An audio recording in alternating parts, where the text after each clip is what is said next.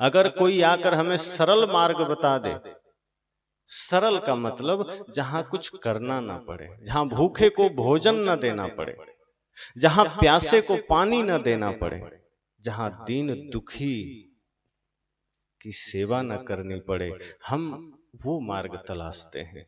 जहां माता पिता गुरु की सेवा न करनी पड़े। अगर कोई कह दे कि माँ बाप की सेवा की जरूरत नहीं है, उन्हें भेज दो वृद्धाश्रम, तुम्हारा स्वर्ग का टिकट हम कन्फर्म करा देंगे, आदमी तुरंत भेज देता है। आज वृद्धाश्रम में कोई गाय बैल थोड़े बंधे हैं, आपके ही समाज के कोई बुजुर्ग वहां बैठा है, कोई वृद्ध माताएं बैठी है, उनके भी सपने रहे होंगे, उनके भी ख्वाब रहे होंगे कि बेटा बहू बड़े होंगे, हमारी सेवा करेंगे, लेकिन हमने सस्ता खोजा, हमने सेवा का मार्ग नहीं चुना, हमने सिर्फ और सिर्फ सस्ता मार्ग चुना कि सिर्फ मंदिर जाने से काम बन जाए, भगवान का नाम लेने से काम बन जाए, किसी की पूजा करने से काम बन जाए, कोई नाम जप करने से काम बन जाए। सदगुरु कबीर यहीं आकर के हमें रोकते हैं कि नहीं नहीं, तुम जो मुख से बोलते हो उसको आचरण में भी उतरने दो। मुख से तुम राम का नाम लेते हो, भगवान का नाम लेते हो, उस अनुसार थोड़ा कर्म भी तो कर लो। तुम राम का नाम लेते हो, बहुत अच्छी बात है, धन्यवाद की बात है, लेकिन राम का काम भी तो करो। नाम तुम राम का लेते हो, काम रावण का करते हो। जीवन तुम्हारा रावण की भांति। रावण पत्नी का अपमान करता था, तुम भी वही करते हो, फर्क क्या है? फिर मुख में राम, बगल में छुरी। तुम काटने को तत्पर हो दूसरे को, दूसरे का हक मारने को तत्पर हो, और मुख में तुम राम राम कर रहे हो दूसरों को दिखाने के लिए, ताकि दूसरों को ये धोखा हो जाए कि यह आदमी बड़ा धार्मिक आदमी। धार्मिक हो तो तुम्हारे आचरण में वो धार्मिकता झलकनी चाहिए। अगर धार्मिक हो तो वो धार्मिकता तुम्हारे विचारों में झलकना चाहिए।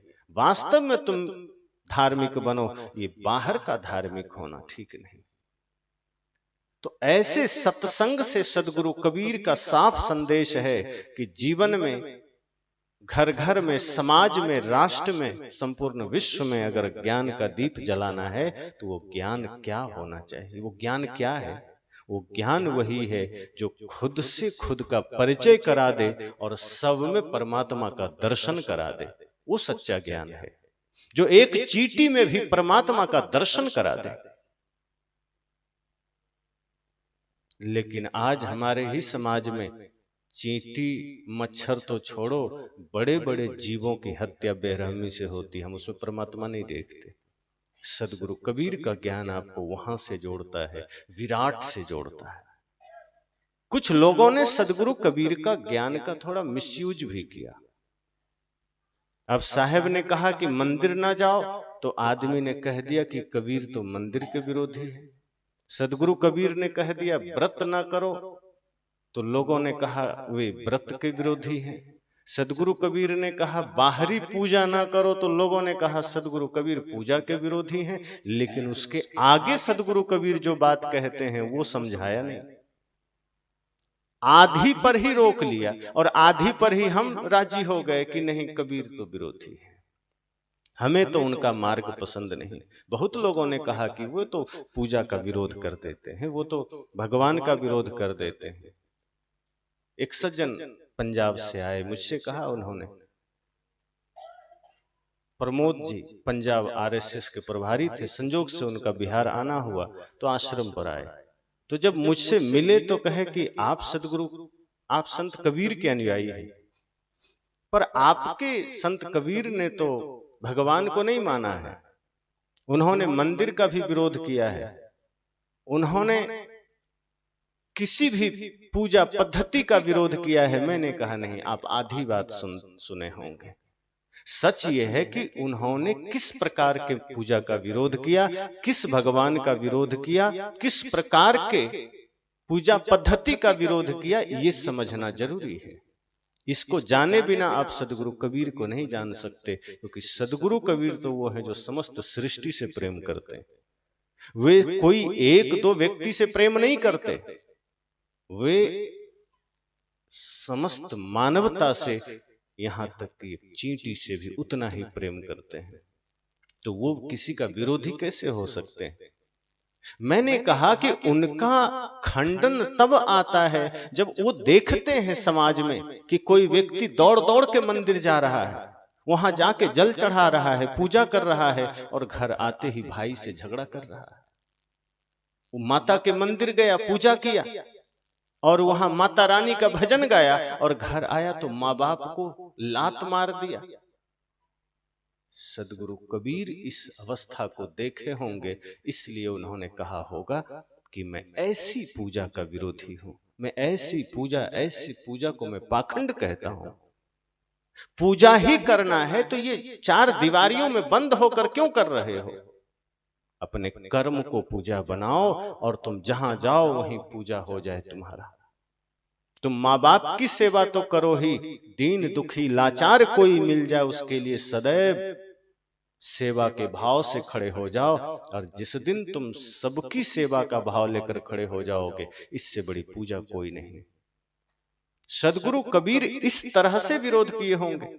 मैंने स्पष्ट किया कि सदगुरु कबीर भगवान भी मानते हैं, लेकिन उनका भगवान की व्याख्या अलग है। वो जब कहते हैं कि मैं भगवान का विरोधी हूं, तो उस रूप में जब आप जीवों के साथ तो धोखा करते हो, अपने पड़ोसियों के साथ दगाबाजी करते हो, मांस खाने के चक्कर में बकरे काट देते हो, कोई मुसलमान है तो गाय काट देता है, कोई सूअर काट देता है, कोई मछली मार लेता है, कोई मुर्गी की हत्या कर देता है। सदगुरु कबीर कहते हैं जब तुम इनमें भगवान न देख सके तो तुम पत्थर में भगवान देखते होगे, मुझे शक होता है। क्योंकि जहां है वहां तुम्हें दिखाई न दिया, और जहां नहीं है वहां तुम देख लिए। ये तो आश्चर्य की बात है। जहां देखा जा सकता था वहां तुम्हारी आंखें काम नहीं की। अब कोई आदमी यहां कहे मुझे सूरज दिखाई नहीं दे रहा, तो क्या आप ये मान सकते हैं कि सूरज नहीं उगा है? आप यह मानेंगे कि नहीं सूरज तो उगा है, ये आदमी अंधा है, क्योंकि सूरज में कोई दिक्कत नहीं, उगा हुआ है। पर जो आदमी अंधा है वो यहां सूरज नहीं देख रहा है, और कोई व्यवस्था करके उसको सूरज ग्रह पर भेज दिया जाए तो देख पाएगा? जब यहां ना दिखा तो सूरज ग्रह पर तो जल के राख हो जाएगा, देख क्या पाएगा? सदगुरु कहते हैं जो जीवों में न देखा, जो आसपास न देखा, भाई में न देखा, माता पिता में न देखा, पड़ोसी में न देखा, वो मंदिर में जाके पत्थर की स्मृति चिन्ह में कैसे देख लिया? वो पत्थर से बने हुए भगवान में कैसे देख लिया? जो जीवों में ना देख सका वो वहां भी ना देख सका, जो जीवों में देख लिया वो सब जगह देख लिया। तो सदगुरु कबीर ने अगर विरोध किया तो वो इस दृष्टि से विरोध किए कि तुम जहां जाकर के बैठ के भगवान भगवान करते हो, वस्तुतः तुम वहां अपने स्वार्थ पूर्ति के लिए जाते हो, तुम वहां भगवान के लिए नहीं जाते हो। तुम्हारी मंदिर की यात्रा भगवान की यात्रा नहीं है कि तुम भगवान से प्रेम करते हो इसलिए भगवान के पास जा रहे हो। कितने लोग हैं जो ये भाव से जाते हैं? ज्यादातर लोग मंदिर ये सोचकर जाते हैं कि मुझे भगवान से प्रेम है।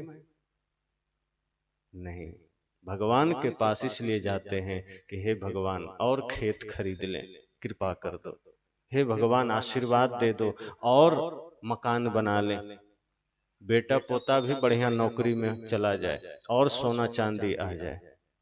जिस दिन हमें कुछ पाने की लालसा जगती है हम मंदिर चले जाते हैं, हम भिखारी बन जाते हैं, हम सम्राट कहाँ बन पाते हैं।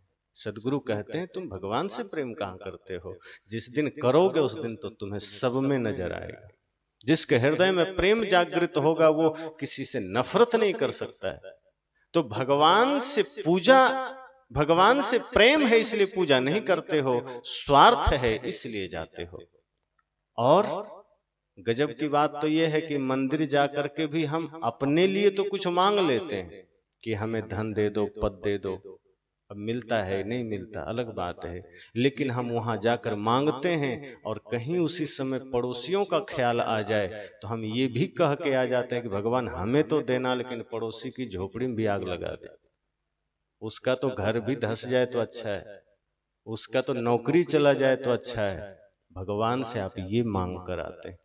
और ईमानदारी के साथ बताइएगा, सोचिएगा कितने लोग ऐसे करते हैं। आप भी देखे होंगे कि ज्यादातर लोग अपने पड़ोसियों के लिए सुख की कामना नहीं करते, वो भगवान के द्वार पर जाकर के भी दुख की कामना कराते हैं। अपने लिए सुख, अपने लिए समृद्धि, अपने लिए आनंद, अपने लिए धन, अपने लिए सोना चांदी, अब पड़ोसी के लिए कहेंगे इनको नरक में जगह न मिले।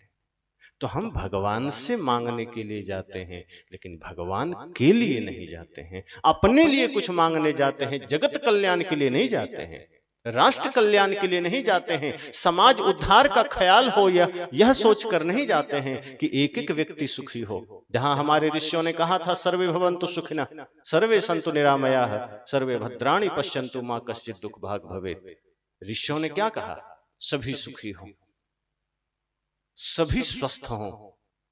और हम क्या कहते हैं? सिर्फ हम सुखी हों, हम ही स्वस्थ हों, और दूसरे की बात आए वो तो और बीमार हो जाए तो अच्छा है, डॉक्टर के यहाँ जाना पड़े तो अच्छा है, पैसा भी उसका खत्म हो जाए, इलाज के बिना मर जाए तो अच्छा है, ये हम सोचते हैं। सदगुरु कहते फिर तो क्या भगवान मानता है? सच में जिस दिन भगवान मानोगे, जहां हो दिखाई देगा चारों ओर। एक आदमी ने कहा कि हम तो मंदिर जाते हैं तो हमें भगवान दर्शन देते हैं। तो उसका पड़ोसी कहा कि यह आदमी इतना पागल है कि माँ को गाली देता है, पिताजी को गाली देता है, पड़ोसी से झगड़ा करता है, झूठ बोलता है और चुपके से शराब पीता है। तो मैंने उनसे कहा कि भगवान आपको दर्शन देते हैं तो उनके दर्शन का फल क्या मिला? माँ को गाली देना, पिता से झगड़ा करना, शराब पीना, पड़ोसियों से गलत काम करना। अगर किसी को भगवान दर्शन दे दिए तो उसका तो जीवन पवित्र हो जाना चाहिए। लोग कहते हैं ना कि गंदा नाला भी गंगा में मिलके गंगा हो जाता है, पवित्र हो जाता है। और तुम भगवान से मिलकर के शैतान कैसे रह गए? तुम भगवान के पास जाकर के भी अपनी बुद्धि कैसे न बदल सके? भगवान से मिलने के बाद तो तुम्हारी बुद्धि चमक जानी चाहिए, भीतर का नफरत मिट जाना चाहिए, तुम्हारी घृणा मिट जानी चाहिए। इसका मतलब धोखा देने के लिए हम कह देते हैं कि भगवान से हम मिल आए हैं, भगवान को हमने देख लिया है। भगवान को जिस दिन देख लोगे सच्चे अर्थों में, सृष्टि में किसी से बैर नहीं रह जाएगा। जिस दिन सच्चे अर्थों में आप भगवान को पहचान लोगे, इस धरती पर एक चींटी से भी आपको उतनी ही करुणा हो जाएगी। ये सच्चाई है। लेकिन हम भगवान के मंदिर जाते हैं, वहां कुछ बड़बड़ा करके चले आते हैं, कुछ मांग कर चले आते हैं, लेकिन भगवान के लिए नहीं जाते, हम अपने लिए जाते हैं। और ऐसे लोगों को सदगुरु कबीर कहते हैं कि न तुम भगवान को जानते हो, न तुम भक्त बन सके हो, तुम भिखारी हो। मैं अक्सर कहा करता हूं कि मंदिरों के बाहर भिखारी बैठते हैं, वो कुछ मांगते हैं आपसे, उन्हें भी पता है कि आप ही देंगे, भगवान नहीं देंगे, इसलिए आपसे मांगते। अगर उन्हें पता होता कि नहीं भगवान देंगे तो आपसे क्यों मांगते? मंदिर के बाहर देखो हजारों भिखारी मिल जाएंगे, आप बड़े बड़े तीर्थों में जाओ, उन्हें अगर ये विश्वास होता कि नहीं भगवान ही देंगे तो आपसे ना मांगते, उन्हें पता है आप देंगे, तो वो आपसे मांगते हैं। और बड़े बड़े सेठ अंदर जाके भगवान से मांगते हैं। बड़ा भिखारी कौन हुआ? एक तो थोड़ा सा मांग रहा है, 2-4 रुपए पेट भरने को, थोड़ा अन्न, और आप वहां क्या मांग रहे हो? एक पेट भरने को मांग रहा है और सेठ अंदर जाकर के पेटी भरने को मांग रहा है कि हमारा पेटी भर जाए। पेट तो भरा हुआ ही, पेट तो इतना भरा है कि पचता नहीं है, डॉक्टर गोलियां देता है, लो ये खाओ तो पचेगा। हम पचाने को सोच रहे हैं, कैसे पचे? सदगुरु कहते ये भ्रम है, धोखा है। मैंने इन्हीं बातों को लेकर उन्हें कहा कि पूजा का ये अर्थ नहीं, भगवान का ये अर्थ नहीं। भगवान का अर्थ है जहां सब में दिखने लगे। ज्यों तिल माही तेल है त्यों चकमक में आग, तेरा साईं तुझ में जाग सके तो जाग। सदगुरु का ये अमर वाक्य है। वे कहते हैं जिस दिन तुम अपने भीतर उस परमात्मा को देख लोगे, पूरा संसार परमात्मामय हो जाएगा। फिर तुम बैर किससे करोगे? फिर किससे नफरत करोगे? किससे घृणा करोगे? और अभी तो अपने माँ बाप, अपने भाई से जब तुम प्रेम नहीं कर पाते तो संसार से क्या करोगे? एक ही घर में 10 लोग हैं, 5 लोग हैं, देखो कितने झगड़े रोज हो जाते हैं, कितनी वैमनस्यताएं रोज हो जाती है। कितनी घृणा हम कर लेते हैं, कितनी ईर्ष्या हम कर लेते हैं। अपना बच्चा है तो हम उसके लिए कितना बढ़िया सोचते हैं, और कहीं हमसे छोटा भाई का बच्चा है तो थोड़ा सा मन में 2-4 पॉइंट तो प्रेम कम हो ही जाता है। अगर कुछ अच्छा चीज हमारे पास हो तो हम तो सोचेंगे कि पहले हमारे बच्चे को मिल जाए। जब एक घर में रह करके अपने भाई के बच्चे के लिए इतनी घृणा आ गई, तो सोचो तुम संसार में कहाँ प्रेम का दर्शन करोगे, परमात्मा का दर्शन करोगे। सदगुरु कहते हैं जरा सजग हो जाना, सावधान हो जाना। ये दुनिया बड़ी भरमाती है, और हम उसी में भरम भरम करके भटक भटक करके सोचते हैं कि यही मेरी पूजा है, यही मेरा जीवन है, यही सब कुछ है, यही तीर्थ है, यही दर्शन है, यही परिक्रमा है। सदगुरु कहते नहीं, इस भ्रम से निकलो, सच्ची पूजा को जानो। मैं पूजा से तुम्हें तोड़ना नहीं चाहता, मैं मंदिर से तुम्हें तोड़ना नहीं चाहता, हटाना नहीं चाहता, मैं व्रत से तुम्हें हटाना नहीं चाहता। सच तो यह है कि मैं विराट व्रत से जोड़ना चाहता हूं। सच तो यह है कि मैं विराट पूजा से जोड़ना चाहता हूं। ये छोटी छोटी पूजा में क्यों अटक गए, ये छोटे छोटे व्रत में क्यों अटक गए? अरे तुम एक दिन पूजा करते हो, मैं तो कहता हूं 24 घंटे पूजा करो। तुम एक दिन व्रत करते हो, मैं तो कहता हूं पल पल व्रत में रहो। तुम एक मंदिर में जाके भगवान को देखते हो, मैं तो कहता हूं समस्त संसार में भगवान को देखो। और वो सूत्र मैं देता हूं, सदगुरु कबीर डंके की चोट पर कहते हैं कि व्रत ही करना है तो पहले व्रत को जानो। भूखे रह लेते हो, सोचते हो मैंने व्रत कर लिया। भूखे रहना क्या व्रत है? पेट ठीक करना है, पाचन ठीक करना है तो अच्छी बात है, रह लो सप्ताह 15 दिन में एक दिन भूखे। पर यह कह करके व्रत रहना कि इससे परमात्मा मिल जाएंगे, पुण्य हो जाएगा, कोई पुण्य नहीं होगा। इतना ही अच्छा होगा कि आपका पेट अगर कुछ गड़बड़ है ठीक हो जाए, सप्ताह में एक बार, 15 दिन, महीना में एक बार रह लो। लेकिन वास्तव में अगर व्रत करना है तो व्रत सत्य है, अहिंसा है, प्रेम है, करुणा है। अगर सत्य को धारण किया है, प्रेम को धारण किया है, तो ये व्रत है। और व्रत भोजन का त्याग से नहीं होता, व्रत होता है काम का त्याग से, क्रोध का त्याग से, लोभ का त्याग से, ईर्ष्या का त्याग से। जिस दिन व्यक्ति काम, क्रोध, लोभ, मोह, ईर्ष्या, द्वेष का त्याग कर देता है, उसी दिन वो सच्चा व्रत कर लेता है। अगर आप व्रत करना चाहते हो, उसी दिन से क्रोध का त्याग कर दो, व्रत हो गया। उसी दिन से लोभ का त्याग कर दो, व्रत हो गया। पर हम ऐसा व्रत नहीं करते। सदगुरु कहते हैं, इसीलिए तो मैं कहता हूं तुम व्रत झूठा करते हो। इधर लालच है मन में, कपट है मन में, क्रोध है मन में, छोटी छोटी बातों में क्रोध कर लेते हो, और उधर भूखे बैठे हो दिन भर के हम व्रत कर रहे हैं। नवरात्रि में 9 दिन, और किसी अवसर पर 1 दिन, 2 दिन, एकादशी का 24 घंटे का। कई लोग निर्जला व्रत करते हैं। कहा ये सब करके तुम आखिर पाते क्या हो?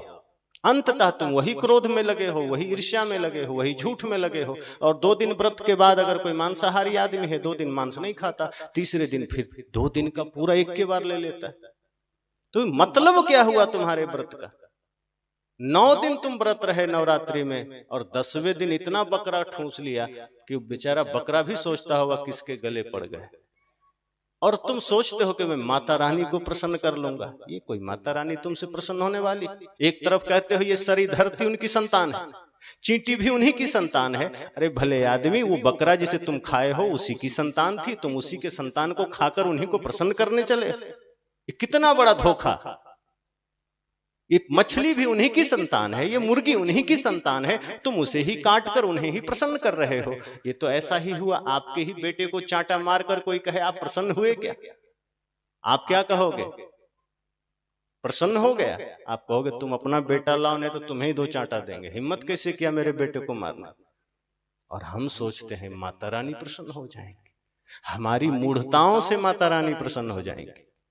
माता रानी प्रसन्न होंगी जब नारी का सम्मान करना सीखो।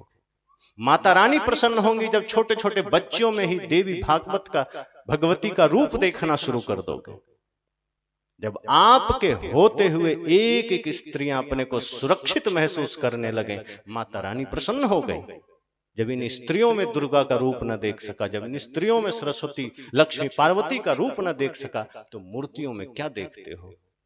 मूर्ति में तो दुर्गा देख कर आ गए, मूर्ति में सरस्वती देख कर आ गए, और अपने ही घर के स्त्रियों को कितना अपमानित कर रहे हो।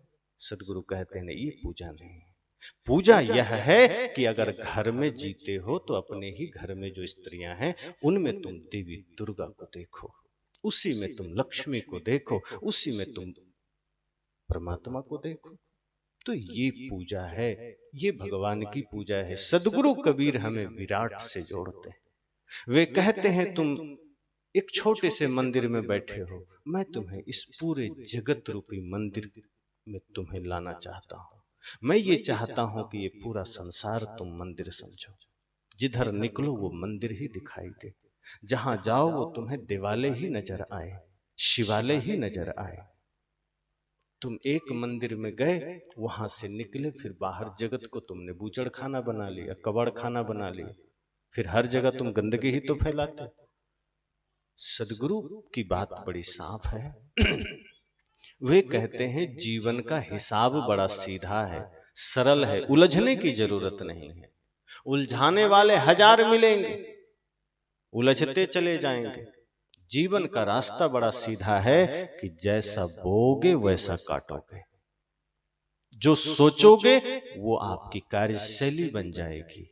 अपने चिंतन ठीक कर लो, आपके बाकी सब ठीक हो जाएंगे। और इसका मूल अर्थ यह होता है कि मन को निर्मल कर लो, मन को साफ कर लो। मन धुल गया, मन साफ हो गया तो जो भी सोचेंगे अच्छा ही सोचेंगे, जो करेंगे अच्छा ही करेंगे। फिर ये हाथ गलत नहीं कर सकते। अगर मन निर्मल हो गया तो ये हाथ फिर कभी किसी को धोखा नहीं दे सकते, किसी का गला नहीं काट सकते। अगर मन पवित्र हो गया तो जिस शरीर में पवित्र मन का निवास है वो हाथ फिर किसी की जेब नहीं काट सकता। जिसका मन निर्मल हो गया फिर उस शरीर का वह पैर गलत मार्ग पर नहीं जा सकता, फिर वो आंखें गलत दृश्य नहीं देख सकती। मन गंदा है तो हम गलत देखते हैं, गलत सुनते हैं, गलत करते हैं। एक आदमी ने कहा कि हमारे यहाँ तो छोटे छोटे बच्चियों की पूजा होती। मैं कहा ये खुशी की बात है कि छोटे छोटे बच्चियों को भी दुर्गा मान करके पूजा करते हैं, लेकिन दुर्भाग्य यह है कि इसी देश में छोटे छोटे बच्चों के साथ गलत भी हो रहा है। और इसी दुर्गा के देश में, इसी पार्वती के देश में, इसी काली के देश में, ये सारी देवी के रूप इसी देश में हैं, यहीं अवतरित हुए हैं। इनके होते हुए किसी न किसी गली, किसी न किसी चौक, किसी न किसी चौराहे पर ये घटना घट रही है और आए दिन घट रही है। और हम कहते हैं हम बड़े धार्मिक लोग हैं, हम बड़े पुजारी लोग हैं, हम बड़े ज्ञानी लोग हैं। सदगुरु कहते हैं ऐसे पुजारियों को, ऐसे धार्मिकों को सचेत होने की जरूरत है कि तुम भ्रम में जा रहे हो, तुम धोखे में जा रहे हो, तुम समाज को धोखे में रख रहे हो। तुम्हें सुधरने की आवश्यकता है। अगर हम सुधर जाएं, हमारे जीवन में सच में भगवान का दर्शन हो जाए तो ये समाज बदल सकता है, फिर हम गलत नहीं करेंगे। इसलिए मैंने कहा कि सत्संग का आयोजन होना बड़ी सौभाग्य का विषय है, और सत्संग के द्वारा जीवन में परिवर्तन आना ये उससे भी बड़ा सौभाग्य का विषय है। लेकिन हमारे जीवन में कितना बदलाव आया ये हमें विचारना है, हमें सोचना है कि हम सुनते हैं, हम कितना स्वयं को बदल पाए, हमारे जीवन में कितना परिवर्तन आ सका कि नहीं आया, कि जाना व्यर्थ हो गया। ये हमें सोचना है। सत्संग हमें मिलता है, संतों का दर्शन मिलता है, कहीं ना कहीं मिल ही जाता है। कोई जरूरी थोड़े कि यही सत्संग है। आए दिन हर 2 दिन 4 दिन पर यहाँ वहाँ सत्संग हो रहा है। हम सत्संग में जाते हैं, सुनते हैं, हमें यह विचारना है कि वो सत्संग हमारे जीवन में कितना बदलाव लाया, हमें कितना परिवर्तन लाया। अगर नहीं लाया तो सोचिए, सोचने की जरूरत है कि हम सुनते हैं लेकिन उस पर हम चलते क्यों नहीं। हमारे जीवन में वो बात उतरती कि हम किसकी प्रतीक्षा में बैठे हैं और क्या प्रतीक्षा कर रहे हैं, क्यों इंतजार कर रहे हैं। क्या जीवन का पता नहीं है कि ये जीवन धीरे धीरे मृत्यु के करीब जा रहा है? क्या ये पता नहीं है कि ये सांसें धीरे धीरे कम हो रही है? संत ने तो कहा है कि गिनती की सांस मिली है, और जितनी सांसें हम ले रहे हैं समझो उतना घट रहा है। तो हम प्रतीक्षा क्यों कर रहे हैं कि कल कर लेंगे, परसों कर लेंगे, बाद में कर लेंगे। अच्छे कार्यों के लिए इतना सोच क्यों रहे हैं? मैंने कहा ना कि बिगड़ने के लिए बहुत सोचना नहीं पड़ता है, आदमी को भटकने के लिए बहुत सोचना नहीं पड़ता है, किताबें नहीं पढ़नी पड़ती है, विद्यालय नहीं जाना पड़ता है। बिगड़ने के लिए तो थोड़ा लापरवाही हो जाए, थोड़ा कुसंग हो जाए, आदमी झट से बिगड़ जाता है। और बिगड़ता भी इतना अच्छा तरीके से है कि समझो को बिगड़ने में पीएचडी कर लेता है, लेकिन सुधरने के लिए कितनी मेहनत करनी पड़ती।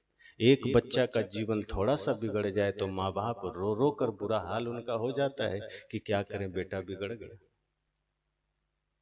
एक जगह मैं था बिहार में ही, एक माँ रो रही थी कि एक ही बेटा है, बचपन से हमने बड़े लाड प्यार से पाला, हमें लगा कि एक बेटा है, न बेटी और कुछ नहीं, एक बेटा। हमें लगा कि अभी एगो पुत्र है, कितना इसको डांटें और क्यों मारें, क्यों अनुशासन करें, जो मर्जी करने देते हैं, जहां मर्जी जाने देते हैं, है तो एक ही पुत्र, सब इसी का होगा धन संपदा, आगे हमारी बात मानेगा, हमारी सेवा करेगा। लेकिन हो गया उल्टा, अनुशासन करना चाहिए था, बच्चे को सही दिशा निर्देश देना चाहिए था, नहीं दिए। परिणाम क्या निकला, एक इकलौता बेटा धीरे धीरे कुसंग में पड़ा, मांस खाना सीखा, शराब पीना सीखा, छोटी उम्र में शराबी बना, मांसाहारी बना। और एक समय आया जब उस माँ को, उस पिता को, जिसने उसके लिए हर चीज ठुकरा दी, परिवार का, समाज का, कि नहीं मेरा बेटा कुछ भी करे, तुम्हें क्या लेना देना, इसको छूट है।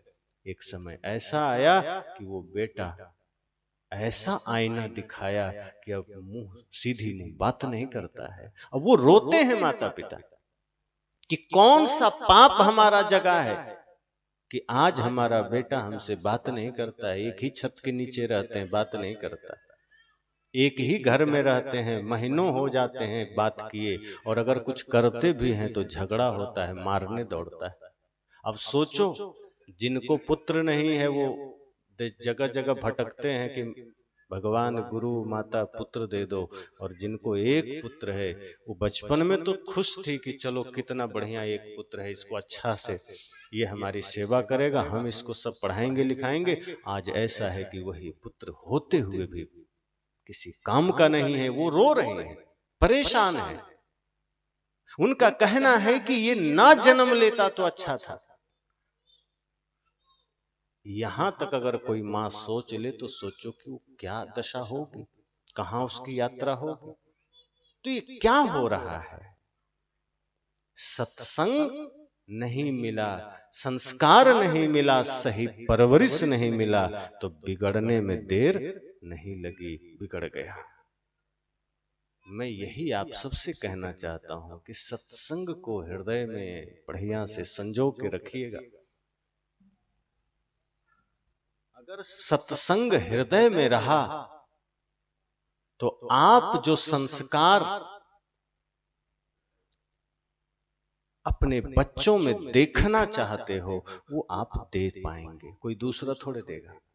हम देखना तो चाहते हैं अपने बच्चों में अच्छा अच्छा संस्कार, कि हम भी बैठे हों तो बच्चे के पैर छू लें, हम भी बैठे हों तो बच्चे हमारी बात माने, पानी ला के दे। लेकिन वो बच्चा उल्टा करता है, संत कहते हैं उसके लिए आपको सजग होने की जरूरत है, आपको सावधान होने की जरूरत है, वरना कब थोड़ी सी असावधानी आई और बच्चा बिगड़ जाएगा। और बच्चा तो छोड़ो, यहाँ जवान बिगड़ जाते हैं, यहाँ बूढ़े बिगड़ जाते हैं, थोड़ा सा असावधान हुए कि जीवन बिगड़ जाता है। सदगुरु कहते हैं कि मन नचाता है, थोड़ा सा लगाम ढीला करोगे, जैसे घोड़ा लगाम ढीला करो तो लेके भाग जाता है, इसी तरह ये मन घोड़ा है, इस पर ज्ञान का, वैराग्य का लगाम कसना पड़ता है, विवेक का लगाम कसना पड़ता है। अगर मन को ढीला किए तो कब बुराई में चला जाएगा पता भी नहीं चला। फिर हजार सत्संग करो, सुधरने का चांस नहीं। बिगड़ने के लिए सत्संग की जरूरत नहीं पड़ी, अर्थात कोई आयोजन की जरूरत नहीं पड़ी, लेकिन सुधरने के लिए फिर सैकड़ों सत्संग सुन लो, फिर भी जीवन नहीं बदलता। तो मैंने कहा कि सत्संग हमें किस रूप में बदल सकता है, इसके लिए हमें सोचना है कि यह सत्संग सौभाग्य से आयोजित होता है। जो लोग करते हैं वो धन्यवाद के पात्र होते हैं। वो अपने लिए तो करते ही हैं, साथ साथ एक ऐसी व्यवस्था कर देते हैं कि समाज में भी जागृति आ सके, समाज के लोग भी लाभ ले सके। तो इस क्षेत्र में जो ये सत्संग आपको मिला है, ये समझना कि ये सत्संग का दीप हर किसी के हृदय में जले और आप फिर औरों के हृदय में जलाइए, फिर वो औरों के हृदय में जलाएगा। जैसे एक दिया प्रकाशित हो जाए तो कितने दिए प्रकाशित हो जाते, और दिया बुझा हो तो बुझा हुआ दिया दूसरे को कैसे जलाएगा। एक जला हुआ दिया भी आ जाए तो उससे लाखों दिए जला सकते हैं। एक व्यक्ति का जीवन बदल जाए तो वो लाखों लोगों का जीवन बदल सकता है। इसलिए मैंने कहा कि ये कितना सौभाग्य का विषय है और इसे हमें जाने नहीं देना है, क्योंकि ये सत्संग हमें वास्तविकता से परिचय कराता है, सच्चाई से परिचय कराता है। सदगुरु कबीर झूठी बात नहीं करते, वो सुनी सुनाई बात नहीं करते हैं, वो किससे कहानी नहीं कहते हैं। सदगुरु कबीर जीवन की यथार्थ कहते हैं, सत्य कहते हैं। आज क्या जरूरी है वो बात करते हैं। वो किससे कह कह के हमें उलझाते नहीं, हमें जगाते हैं। वो हमारी परंपराओं को पोषित भी नहीं करते हैं। वे कहते हैं जहां तुम्हारी परंपरा झूठी होगी हम खंडित भी करेंगे, भले ही दुख लगे तो लगे। पर जो गलत होगा, जैसे कई लोग कहते हैं ना कि हमारे यहाँ बलि प्रथा चलती है, परंपरा से चलती है। सदगुरु कहते हैं फिर तुम छोड़ो उसे। तो लोग कहते हैं परंपरा से है, कैसे छोड़ दें। सदगुरु कहते हैं परंपरा से है तो क्या हुआ, हिंसा गलत है, छोड़ो। बाप दादा करते थे, वो भूल कर बैठे, तुम वही भूल करोगे। वो हिंसा कर दिए, वो गलत कर बैठे, वो गलत किए, तुम वो गलती मत करो। सदगुरु कबीर हमें सजग करते हैं कि कुछ भी गलत हो रहा हो, चाहे वो किसी भी समाज में हो रहा हो, किसी भी परंपरा से चला आया हो, उसे ठीक करने की आवश्यकता है। परंपरा का नाम देकर के हम पीछे नहीं हट सकते, परंपरा का नाम देकर के हम गलतियों से भाग नहीं सकते कि हाँ हम गलती करके भाग लें। सदगुरु कहते नहीं, तुम्हें लौटना पड़ेगा, अपने जीवन को ठीक करना पड़ेगा। इसीलिए कई बार लोग कहते हैं कि सदगुरु कबीर बहुत कड़वा बोलते हैं, पर ध्यान रखना, अगर किसी को शुगर हो जाए तो उसको चीनी नहीं खिलाया जाता। जिसको शुगर हो जाए उसको चीनी खिलाएंगे, उसको करेला का जूस दिया जाता है, नीम का जूस दिया जाता है। अब कोई आदमी कहने कड़वा है, पर है तो उसके फायदे के लिए। कड़वा पीने में लगेगा, लेकिन अगर करेला या नीम का जूस पी लेंगे तो शुगर ठीक हो जाएगा, घाव ठीक हो जाएगा, स्किन प्रॉब्लम ठीक हो जाएगा।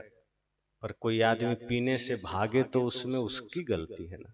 सदगुरु कबीर की बातें शुगर बढ़ाने वाली नहीं है, हमारी बीमारी बढ़ाने वाली नहीं है। पर समस्या क्या है कि उन बीमारियों के साथ हम इतना लंबा समय जी लेते हैं कि हम उसे खुद ही ठीक होने नहीं देना चाहते। हम खुद ही उसको पोषित करते रहते हैं। साहब कहते नहीं, बीमारी ठीक करो। मनुष्य हो, तुम में संभावना है, तुम खुद परमात्मा बन सकते हो। तुम में संभावना है, तुम समाज सुधारक बन सकते हो। माताओं में संभावना है, वो युग निर्माता बन सकती है। एक ऐसी मां बन सको कि आपका पुत्र जगत कल्याणकारी मार्ग को चुन सके, विश्व का उद्धारक बन सके, समाज का उद्धारक बन सके। लेकिन हम उनकी बातों को कहां समझते हैं। सदगुरु कबीर हमें बार बार जगाने का प्रयास करते हैं। सदगुरु कबीर हमें झकझोरते हैं कि मान्यताओं को छोड़ो, भ्रम को छोड़ो, पाखंड को छोड़ो। और हम हैं कि उसी को पकड़े हैं, हम हैं कि उसी में जकड़े हुए हैं, हमसे छूटता ही नहीं। कुछ हो जाए तो हम वही भ्रम पाखंड की बातों में लग जाते हैं, वही छल में लग जाते हैं। सत्य के प्रति हमारी कोई चेष्टा नहीं होती, कोई प्रयास नहीं होता। सदगुरु कहते हैं जरा सत्य को समझो, और समझने के लिए ज्यादा वक्त भी नहीं है कि कल समझ लेंगे। ये जीवन थोड़ा है, आज प्रयास करो। ये संसार के लिए तो बड़े प्रयास कर लिए, लेकिन ये हाथ ना आएंगे, ये साथ ना जाएंगे।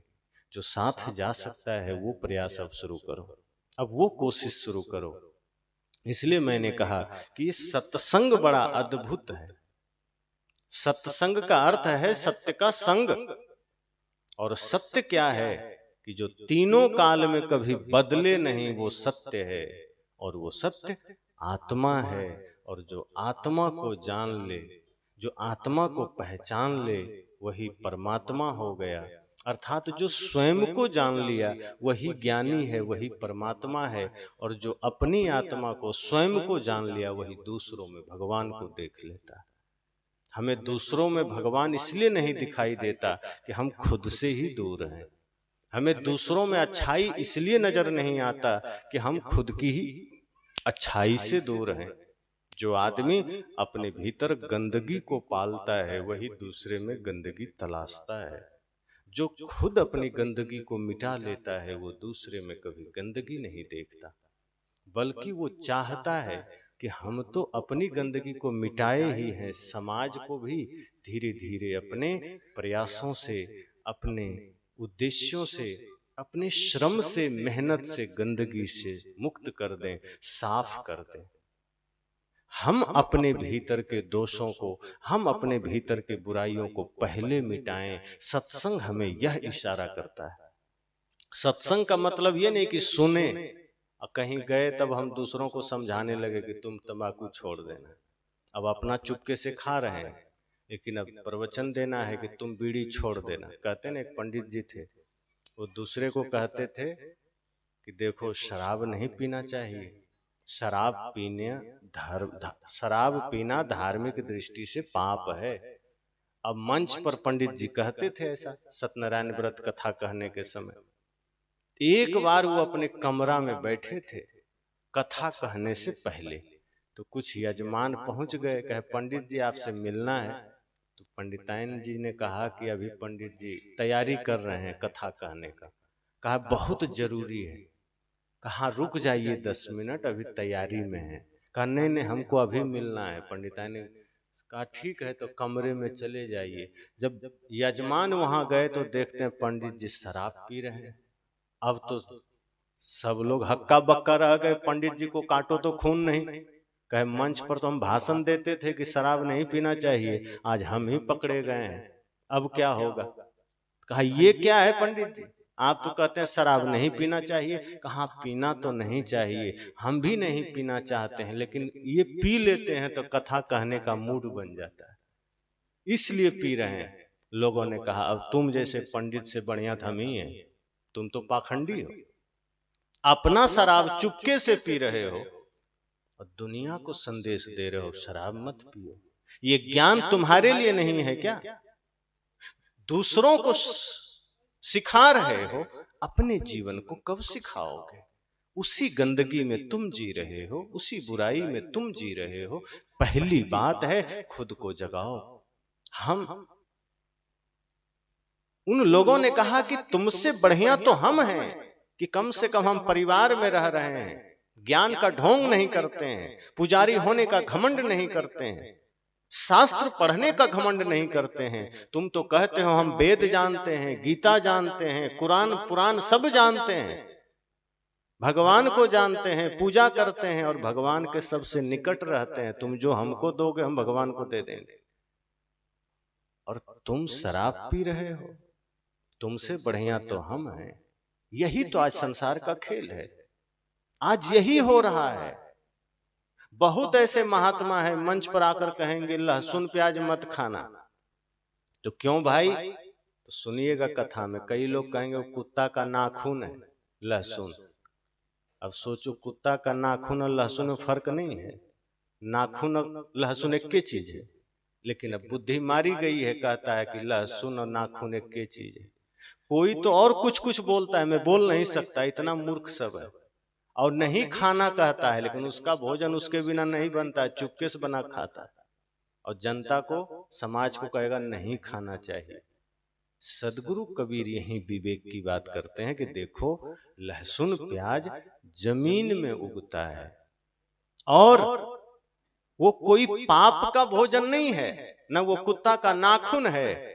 साधक को मना किया जाता है और उसका कारण सिर्फ इतना है कि वो तामसी होता है। इसलिए जो साधक हैं, ध्यानी हैं, उनको मना किया जाता है कि तुम सात्विक जीवन जीते हो तो ज्यादा ऊर्जा वाली चीजें मत लो, ज्यादा तमस वाली चीजें मत लो, वरना क्रोध आ जाएगा। साधना में थोड़ी बाधा होगी तो संत लोग मना करते हैं साधकों को कि प्याज मत खाना, लहसुन मत खाना, लेकिन अविवेकी लोग उसको कुछ और कह के जोड़ते हैं। तो कुछ का कुछ हमारे समाज में हमें बता दिया जाता है और हम फिर उसी को फॉलो करने लग जाते हैं, उसी का अनुसरण करने लग जाते हैं। और हमारे सदगुरु कबीर की परंपरा में खास करके जो इस तरह के ज्ञान देने वाले संत हैं, मानवतावादी संदेश देने वाले संत हैं, चाहे वो संदेश उपनिषदों में निहित हो, चाहे वो गीता में हो, चाहे कभी भगवान बुद्ध ने दिया, महावीर जी ने दिया, चाहे किसी काल में सदगुरु कबीर के अतिरिक्त गुरु नानक देव ने, रैदास जी ने दिया, वो सारे ज्ञान मानव के जीवन से जुड़ा है, हमारे आपके जीवन से जुड़ा है, मानवतावाद से जुड़ा है, एक एक व्यक्ति में ही परमात्मा निहित है इस भाव से जुड़ा है, हमारे एक एक खान पान से जुड़ा है, हमारी दिनचर्या से जुड़ा है, हमारे जीवन जीने के तरीके से जुड़ा है। तो लोग कह देते हैं कि मांस मत खाओ, मछली मत खाओ, और पता चला जो कह रहा है वही पीछे मांस खा रहा है। कितने ऐसे सन्यासियों का वीडियो आता है जो मंच से कहता है मांस मत खाना, और अपना जब चुप के खड़ा होगा तो कहेगा मुर्गी के बिना हमारा काम नहीं चलेगा। अब सोचिए कितना दो तरह का व्यवहार है। साहब कहते हैं रास्ता दिखाने वाला अगर रास्ता भटक जाए, रास्ता दिखाने वाला अगर पाप के मार्ग पर चल रहा है, तो ये समाज कभी सही दिशा नहीं पकड़ सकता है। इसलिए सर्वप्रथम जो मार्ग दिखाने वाला है उसका जीवन सही मार्ग पर होना चाहिए, उसका चित्त, उसका चिंतन सही मार्ग पर होना चाहिए। इसीलिए मैंने कहा कि ऐसा नहीं है कि कुछ भी कह दो और हम कह के निकल जाएंगे। पहले हमारे जीवन में होना चाहिए। हम यहां से जो कुछ भी सुने हम सोचें कि पहले हमें बदलना है, पहले हमें परिवर्तित होना है। कई लोग सुनते हैं और फिर बाहर जाकर लोगों को सुनाते हैं कि देखो झगड़ा मत करना, प्रेम से रहना, कोई गुजर जाए तो क्यों रोना। ऐसे ही एक घर में कोई गुजर गया तो पड़ोस में एक आदमी था, बड़ा सत्संगी था, वो सुनाता बहुत था। वो पहुंच गया, कहा अरे क्यों रोते हो, आत्मा तो अजर अमर है, और शरीर मरण धर्मा है, शरीर बदल गया, इसमें रोने की क्या बात है, रोते क्यों हो।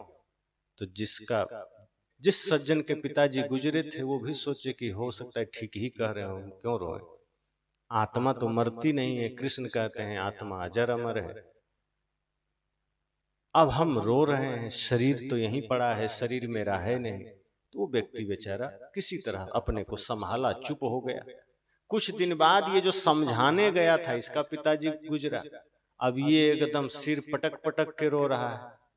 अब आत्मा अमर है ये भूल गया। अब वो पड़ोसी आया इसके घर, देखता है कि अरे ये तो पूरा एकदम चिल्ला चिल्ला के रो रहा है, पिताजी के सीने पर सिर रख पटक पटक के रो रहा है। कहा अब कहाँ गया गीता ज्ञान, अब आत्मा अमर नहीं है, अब ये शरीर नश्वर नहीं है। कहा रे कहते तो थे, सबको समझाते थे, पर हमारे पिताजी गुजरे तो हमको रहा नहीं गया, हमको लग रहा है सब हम भी मर जाएं। कहा कहना बड़ा सरल होता है, किसी को समझाना बड़ा सरल होता है, उस ज्ञान को अपने जीवन में उतारना कठिन होता है। इसलिए सदगुरु कहते हैं कि नहीं, जो सुनो, जितना सुनो उस पर चलने का प्रयास करो, तभी वो ज्ञान सार्थक है। वरना एक कान में सुने दूसरे में निकल गया, और नहीं निकला तो वो दिमाग में रह गया, और जो ज्ञान यहाँ रह गया वो ज्ञान फिर बहुत खतरनाक हो जाता है, क्योंकि वो फिर तर्क के काम में आता है, कुतर्क के काम में आता है, बुद्धि के व्यायाम में काम आता है, वो आचरण में नहीं आता। सदगुरु कहते हैं दोनों कानों से सुनो तो यहाँ मत जाने देना, उसको इधर उतरने देना हृदय में। हम उल्टा करते हैं, हम ज्ञान सुनते हैं दोनों कानों से तो उसको धीरे से यहाँ ले आते हैं, और जब लोगों से गाली और अपमान सुनते हैं कानों से तो उसको हृदय में ले आते हैं, वहीं हमारा जीवन पटरी से उतर जाता है। सदगुरु कहते हैं थोड़ा उल्टा करना, ज्ञान सुनना तो उसको हृदय में आने देना, और गाली सुनना तो उसको मस्तिष्क में रोक लेना या कंठ में ही रोक लेना। ये प्रेरणा आप समुद्र मंथन से लीजिए। मैं अक्सर सुनाता हूं कि जब समुद्र मंथन हुआ, विष निकला रत्न निकले, विष निकला तो सब भागने लगे, तो शिव जी को बुलाए कि आप ही कुछ करिए। उन्होंने उस विष को कंठ में रोक लिया। अब ये एक प्रतीक है, रियल में कोई लिक्विड नहीं पिया था उन्होंने कि जो कि कंठ में रोका जा सके। सच्चाई ये है कि ये संकेत होते हैं। हमारे शास्त्रों में बहुत सी घटनाएं प्रतीकों में कहा गया। जब रावण के 10 सिर की बात आती है, माँ दुर्गा के 8 हाथ की बात आती है, या विष्णु जी के 4 हाथ की बात आती है, इसका अर्थ यानी कि रियल में रहा होगा।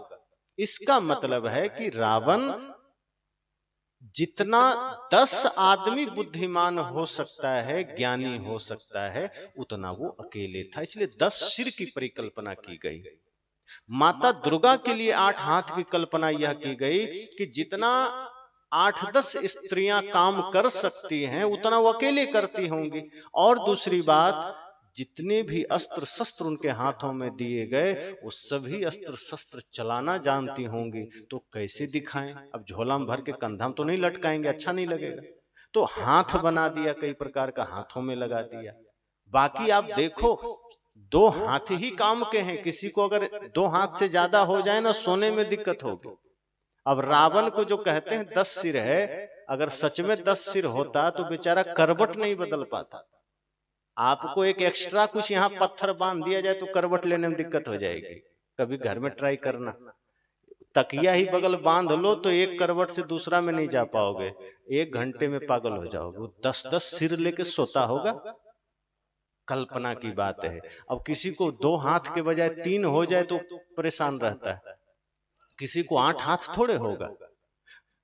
एक प्रतीक है कि वो 8 प्रकार के शस्त्र चलाना जानती होंगी, तो उसको दिखाना है तो 8 हाथ बना दिया। इसी तरह से रावण 10 गुना बुद्धिमान है तो 10 सिर दिखा दिया गया। मैंने कहा इसी तरह से कल्पना की गई कि शिवजी ने जो जहर पिया वास्तव में वो कोई बाहरी जहर नहीं था, वो एक संकेत था, वो एक उत्तर था, वो एक दुनिया को संदेश था कि जब भी कभी जीवन में आलोचना का विष पीना हो, कोई आपकी आलोचना करे, कोई आपकी निंदा करे, कोई आपको गाली दे, तो उसे विष समझ करके हृदय में मत उतार लेना।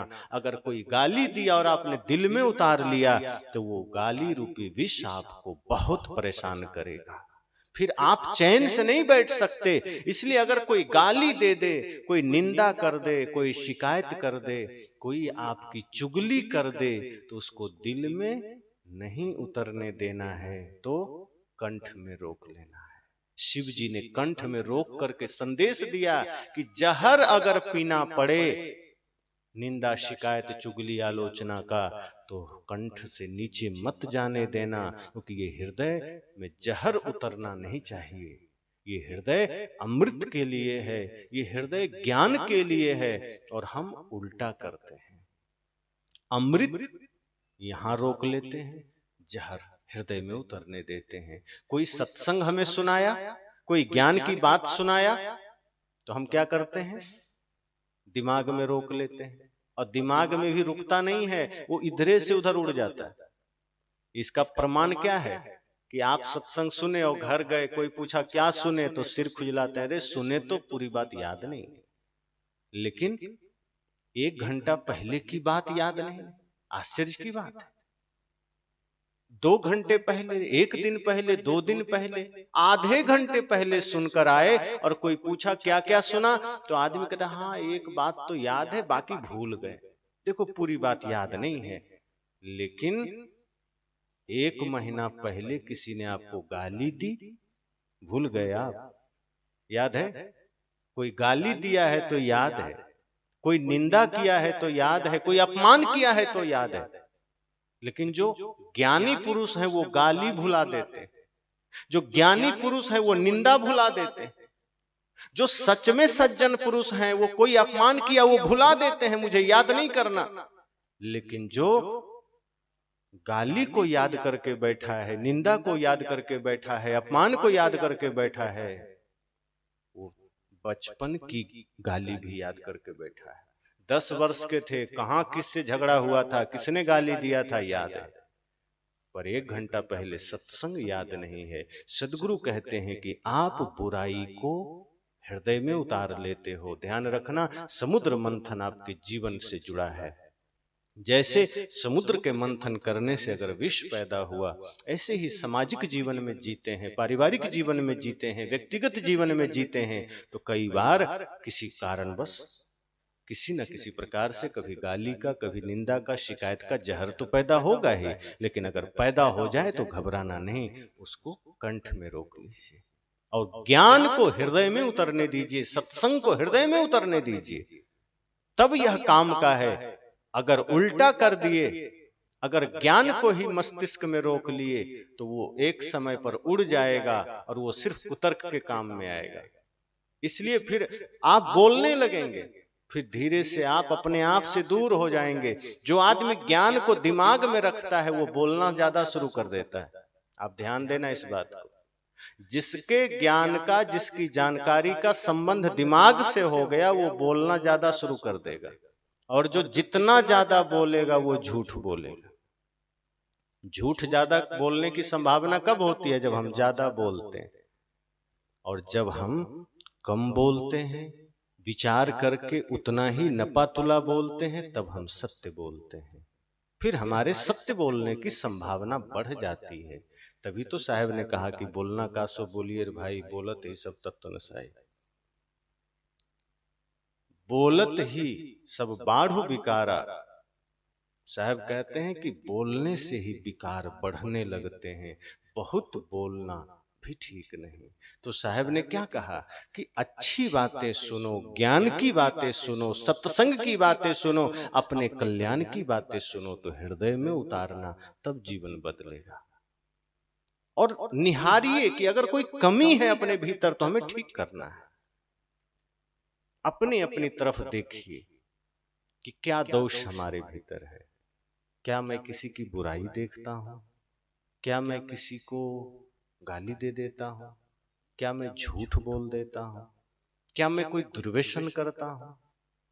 कुछ भी अगर बुराई है तो आंखें बंद करके झांकिए, चिंतन करिए, मंथन करिए। जैसे एक व्यापारी अपना बही खाता देखता है, अपना बिजनेस देखता है, एक एक दिन भर की एक एक गतिविधि की चर्चा करता है, समीक्षा करता है, जांच करता है कि हमने हमारा व्यापार कैसा चलाया, हमारा बिजनेस कैसा चला। अगर कुछ अच्छा हुआ तो और अच्छा करना है, कुछ घाटा हुआ, कुछ गलत हुआ तो कल ठीक करके फिर से सही से करना है। सदगुरु कहते हैं रोज सोने के समय अपने जीवन की समीक्षा करिए। बिस्तर पर जाइए, आंखें बंद करके अपने ही एक एक चिंतन पर सोचिए, अपने विचारों को देखिए कि हमसे क्या दिन भर अच्छा हुआ, क्या गलत हुआ। हमने किसी का दिल तो नहीं दुखाया, हमने किसी को गाली तो नहीं दी, हमने किसी का अपमान तो नहीं किया। अगर लगे कहीं कि हमसे कोई भूल हुई है, हमसे कोई चूक हुई है, तो सजग हो जाइए, होश में आ जाइए कि ये भूल अगर हमने किया है तो कल का सूरज अगर हम देख पाए, कल ये भूल नहीं करेंगे। सदगुरु कहते हैं जब ऐसी समीक्षा करोगे, उस दिन आपका जीवन परम शुद्ध हो जाएगा, और जो जीवन तीर्थ बन जाता है वहीं भगवान का निवास हो जाता है। फिर हर हृदय के आंगन में राम का निवास होगा, परमात्मा का निवास होगा। हम आंगन गंदा कर लें, आप अपने ही घरों में दरवाजे पर गोबर इकट्ठा कर दो, या सड़क में झाड़ू लगा करके दरवाजे पर डाल दो, तो कोई अतिथि आएगा तो आपके घर में नहीं जाएगा, वो घुसना ही नहीं चाहेगा, कहेगा कैसे लोग हैं, सारा झाड़ू लगा के दरवाजे पर डाल दिया। वो आना भी चाहेगा तो पहले बाहर से लौट जाएगा या फोन करेगा कि भैया ये दरवाजे पर इतनी गंदगी क्यों रखे हो। सोचो अगर हम अपने हृदय में गंदगी रखेंगे तो परमात्मा आएंगे क्या हृदय में? जागृत होगा?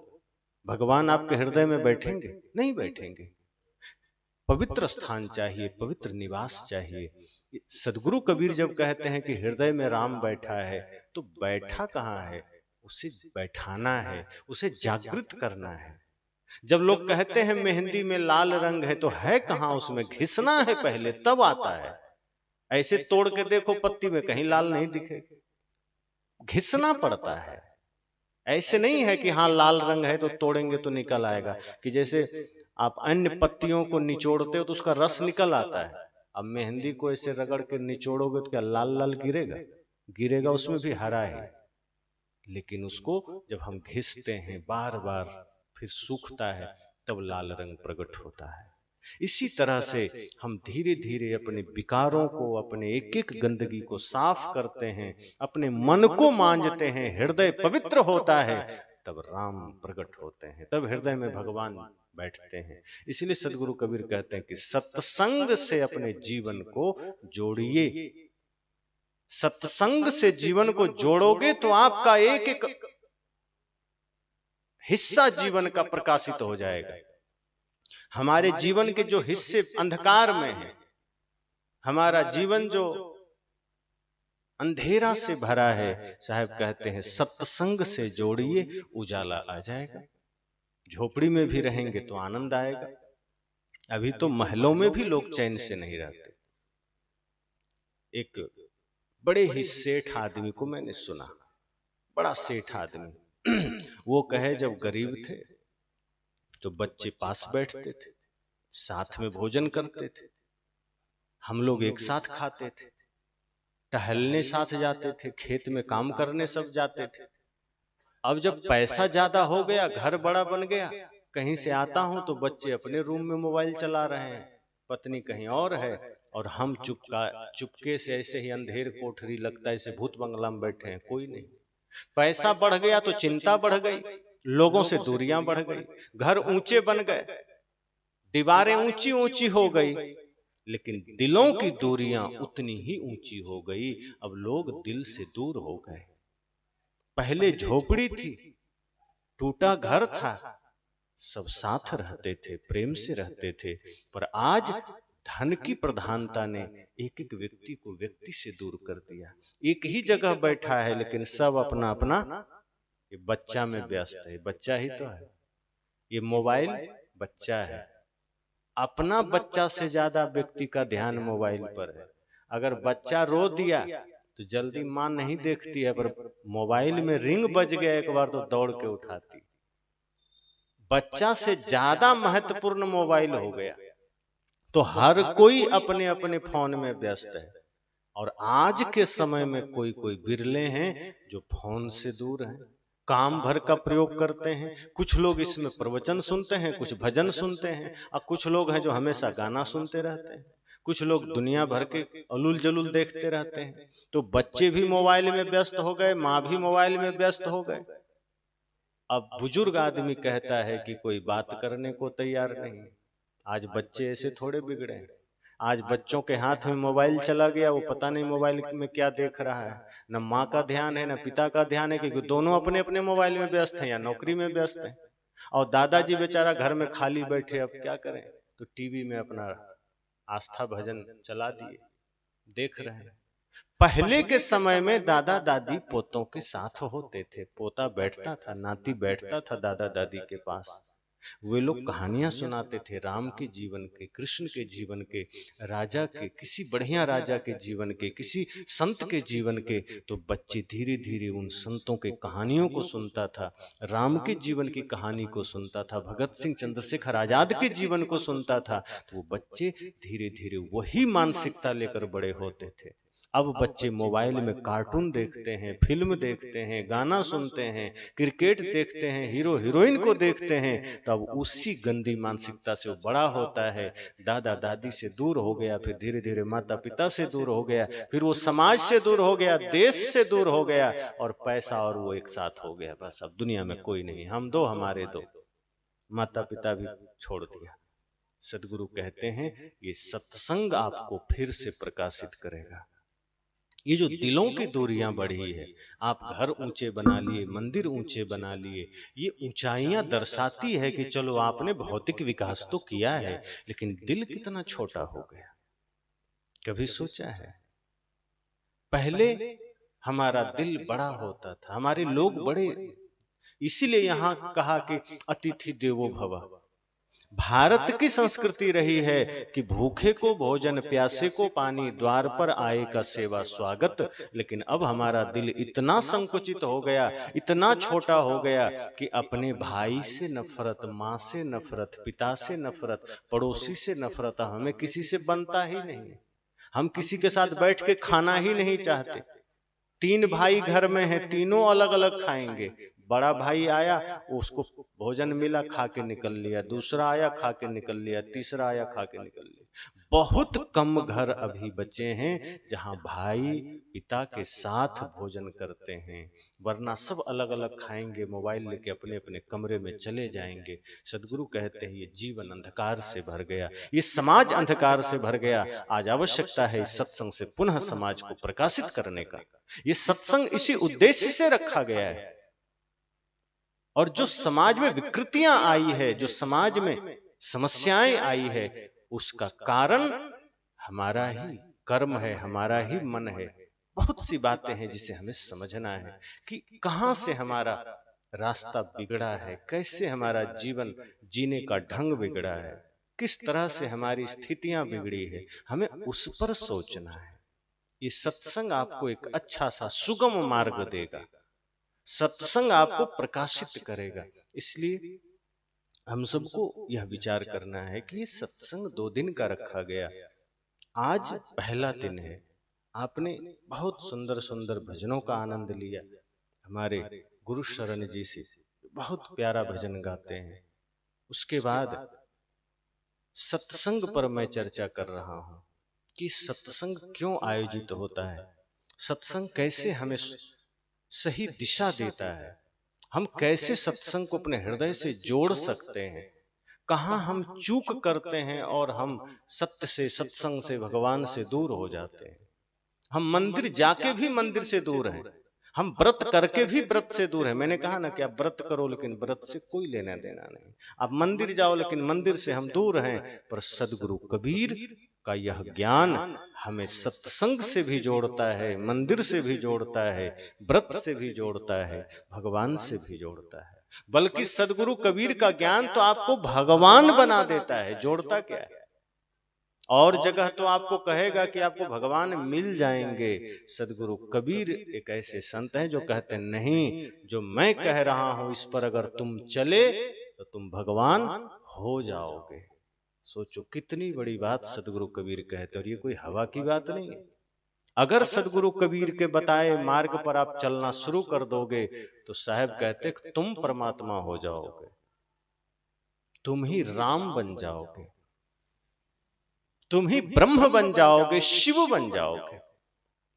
एक आदमी ने कहा मैं शिव जी की पूजा करता हूं, दर्शन होंगे? मैं कहा शिव जी की पूजा करते हो, दर्शन होंगे?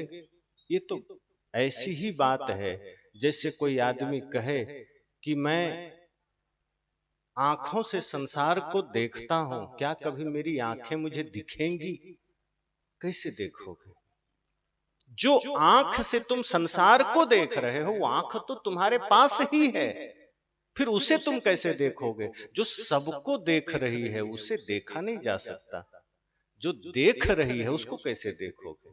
जिस शिव की तुम पूजा कर रहे हो, अगर तुम कहते हो दर्शन होगा, मतलब पहली बात तो तुमने मान लिया कि वो अलग है, और जो बाहर हैं वो तो जड़ हो गए, क्योंकि वो दृश्य हो गए, देखने का विषय हो गए, दर्शन का विषय हो गए, और जो जड़ हो गए वो मिल भी गए तो बिछुड़ भी जाएंगे। पहली बात तो ये सोचो कि शिव तुमसे अलग कब हुए? शिव से तुम अलग कब हुए? वो तुम में ही हैं, बस उन्हें जागृत करना है अपने भीतर, और अपने भीतर जगा लोगे तो सब में देख पाओगे। लोग कहते हैं कि हमें सब में भगवान क्यों नहीं दिखते? क्योंकि अभी अपने में ना देख सका, क्योंकि अभी स्वयं को ना जागृत कर सका। जब अपने भीतर के राम को देखने लगोगे तो संसार में राम दिखेंगे। मैंने कहा ये सत्संग आपको जागृत करेगा।